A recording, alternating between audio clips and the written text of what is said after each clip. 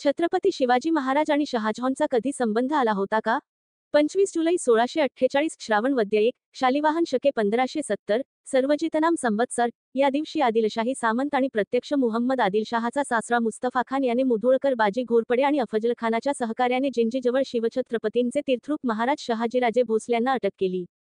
यावेळी शहाजीराजे आणि त्यांची कर्तव्यपरायण धर्मपत्नी जिजाबाई यांचे पुत्रद्वय संभाजीराजे आणि शिवाजीराजे अनुक्रमे बंगळुरू आणि पुण्यास पित्याच्या जहागिरीचा कारभार बघत होते. वडिलांना अशी अकारण अपमानास्पद वर्तणूक त्यांच्याच स्वामीकडून मिळत असताना कुठलाही कर्ता पुरुष पर्वतासमान स्तब्ध राहून बघू शकणे अशक्यच. त्यामुळे आता शिवाजीराजांनी एक योजना आखली आणि आदिलशाही अंतर्कलहात दिल्लीपतीस खेचले. त्यावेळी दिल्लीच्या शासकाच्या म्हणजे शहाजहानच्या वतीने दख्खनच्या सुभ्यावर त्याचा सर्वात धाकटा मुलगा शाहजादा मुरादबक्ष देशाधिकारी सुभेदार होता.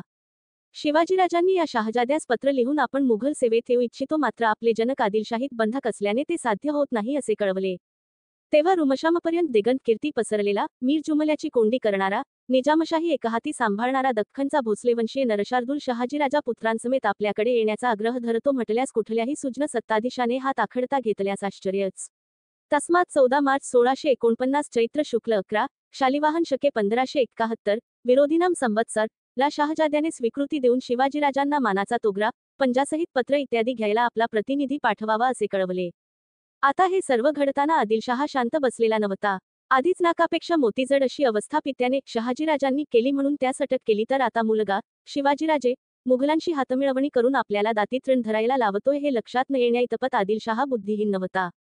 अफाट सैन्याचे स्वामी मुघल आणि त्यात दख्खनची खडानखडा माहिती असणारी भोसल्यांची पराक्रमी मनगट एकत्र आली तर आपल्याला साक्षात परमेश्वरही तारू शकत नाही हे आदिलशहाने हेरले आणि अखेर 16 मे 1649, ज्येष्ठ पौर्णिमा, शालिवाहन शके 1571, विरोधीनाम संवत्सर, या शुभदिनी त्याने शहाजीराजे भोसले, कान्होजी नाईक जेधे, दादाजी कृष्ण लोहोकरे इत्यादी मंडळींच्या पायातील बेड्या काढल्या.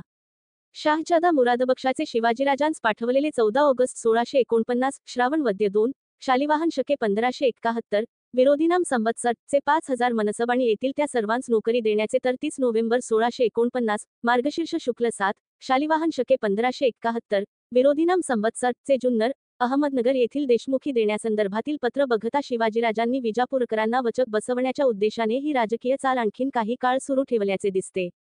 आता एकंदरीत उपरोक्त घटनाक्रम आणि राजकीय परिस्थिती बघता प्रत्यक्ष शिवछत्रपती आणि शिहाबुद्दीन मुहम्मद खुर्रम उपाख्य शाहजहा यांचा एकमेकांशी प्रत्यक्ष संबंध आला नसला किंवा आज उपलब्ध नसला तरीही शाहजादा मुरादबक्षाशी झालेल्या या पत्रव्यवहारातून हे स्पष्ट कळते की हे उभयता एकमेकांना चांगले ओळखत असून शाहजादा मुरादबक्षाच्या मध्यस्थीने यांचा एकमेकांशी चांगला संबंध आला होत.